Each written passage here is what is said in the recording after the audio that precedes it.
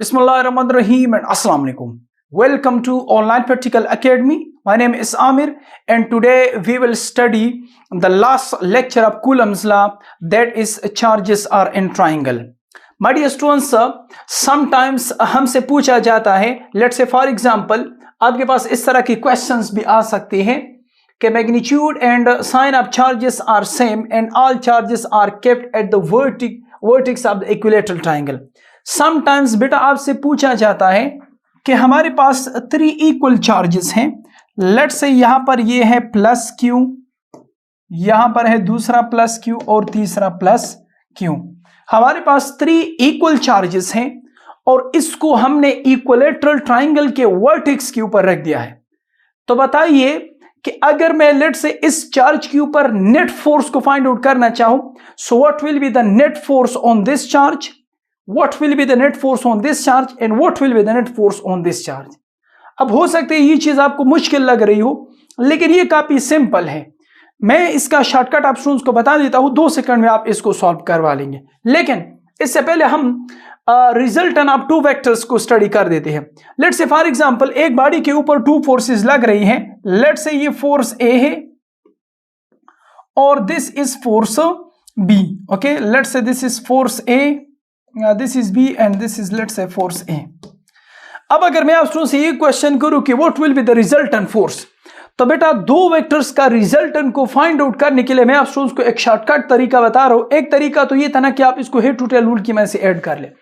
दूसरा तरीका जो इसका शॉर्टकट है बेटा वो ये है कि रिजल्टेंट फोर्स इज इक्वल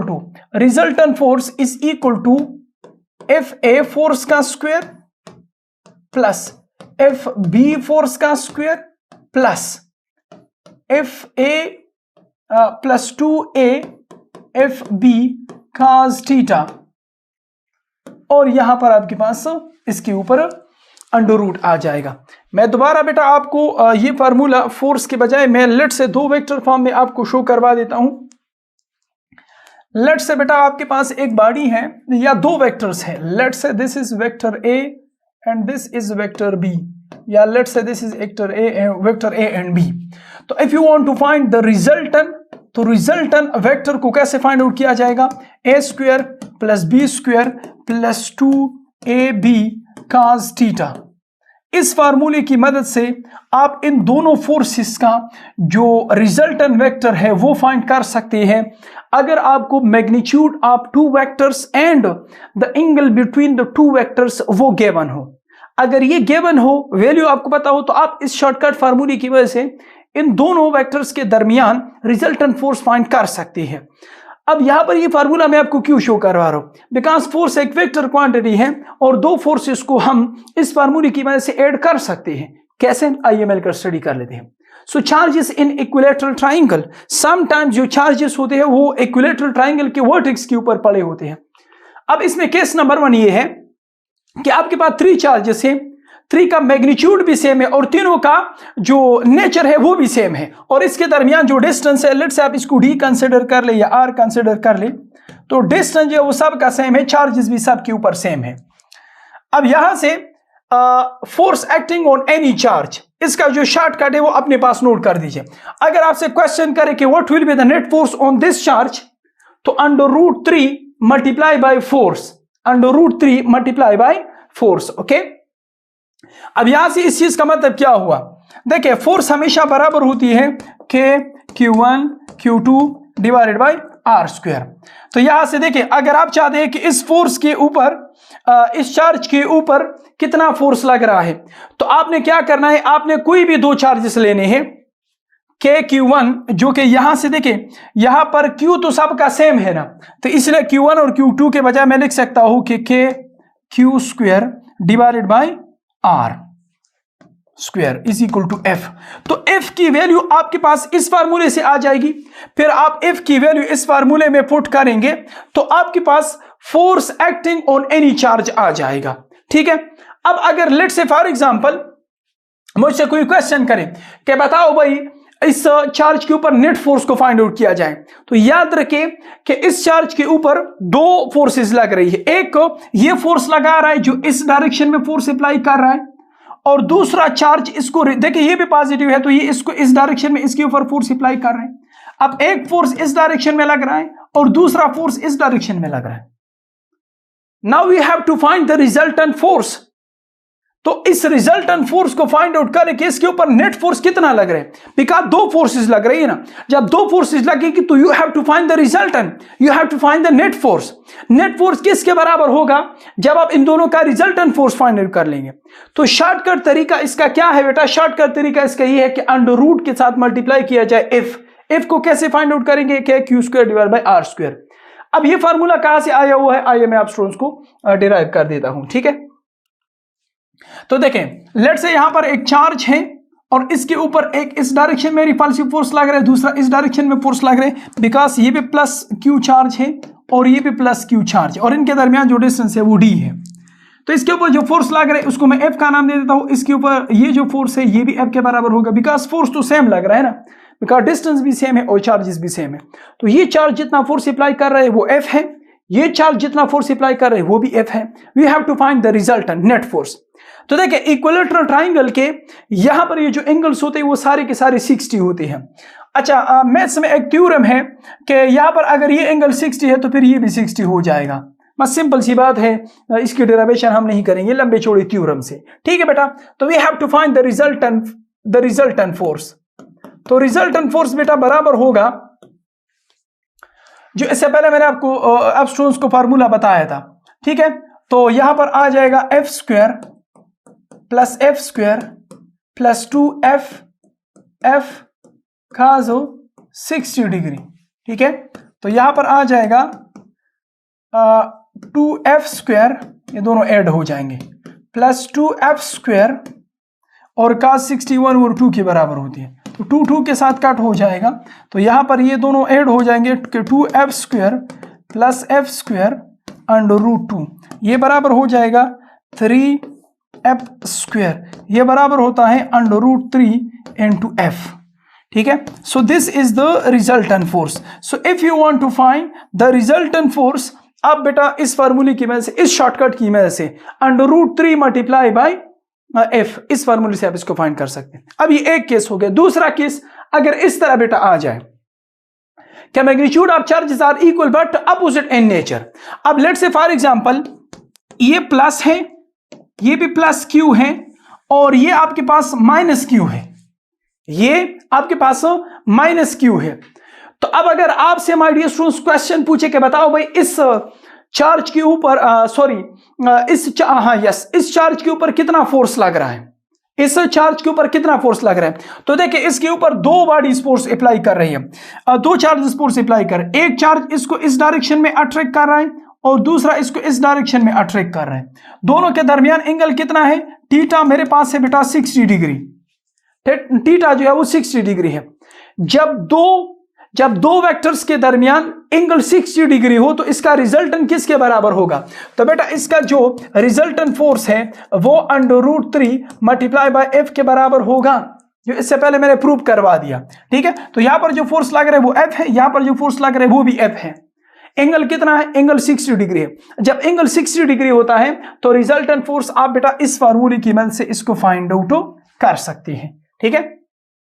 ये वाला फार्मूला जो मैंने इससे पहले डिराइव किया था। सो दूसरा केस भी बेटा कंप्लीट हो गया कि अगर आपके पास अपोजिट नेचर वाले हो तो फिर आपने इसको कैसे फाइंड आउट करना है। अच्छा केस नंबर 3, अगर यहां पर लेट से फॉर एग्जांपल ये है माइनस क्यू, ये है प्लस क्यू और ये है बेटा प्लस क्यू। अब अगर मैं आपसे ये क्वेश्चन करूं कि इस चार्ज के ऊपर कितना फोर्स लगेगा या उस चार्ज के ऊपर कितना फोर्स लगेगा, तो ये देखिए इंतहाई सिंपल सी बात है। इस चार्ज के ऊपर जो फोर्स लगेगा इस डायरेक्शन में, ये चार्ज इसके ऊपर इस डायरेक्शन में फोर्स अप्लाई करेगा F, और ये दूसरा इसको ऊपर की तरफ अट्रैक्ट करेगा, दूसरा इसको ऊपर की तरफ अट्रैक्ट करेगा दिस वन, इस फोर्स से, ठीक है। तो जब इसके ऊपर इस डायरेक्शन में फोर्स अप्लाई करेगा ना दिस वन, तो देखिए दोनों फोर्सेस के दरमियान एंगल कितना बन रहा है। देखिए टोटल जो एंगल होता है वो 180 डिग्री होता है। 180 से 60 माइनस कर दे तो क्या चीज बच जाती है, यहां पर 120 डिग्री बन जाएगा ना। सो F और F के दरमियान 120 डिग्री फोर्स मान रहा है। तो जब 120 डिग्री फोर्स मान रहा है तो आपने रिजल्टेंट फोर्स को कैसे फाइंड आउट करना है। अगेन वही तरीका है कि F square plus F square plus 2f cos 120, ठीक है। तो यहां से बेटा आ जाएगा F square plus 2f square cos 120, ये -1/2 के बराबर होता है, ये 2 के साथ कट हो जाएगा, तो F square plus F square और यहां पर आ जाएगा माइनस एफ स्क्वायर, ये माइनस के साथ कट हो जाएगा, तो अंडर रूट एफ स्क्वायर से एफ निकल जाएगा। तो रिजल्टेंट फोर्स किसके बराबर होगा इस सिनेरियो में, वो एफ के बराबर होगा।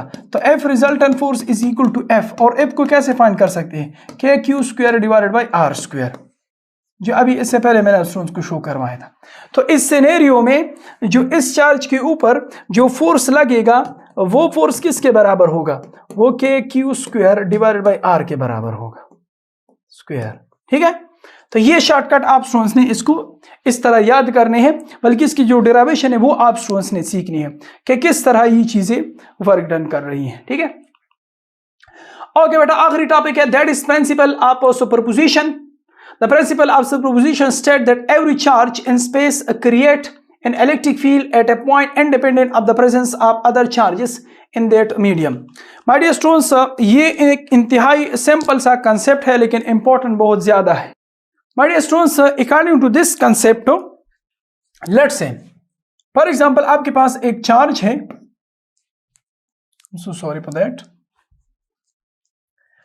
बेटा आपके पास एक चार्ज है, लेट्स से बेटा Q1 चार्ज, ठीक है। Q1 और Q2 के दरमियान late say for example 3 Newton का फोर्स लग रहा है।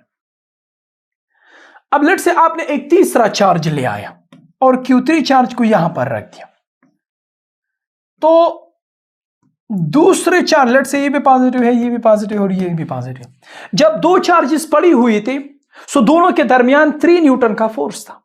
अब मैंने क्या किया, अब मैंने इन दोनों चार्ज के करीब एक तीसरा चार्ज ले आया।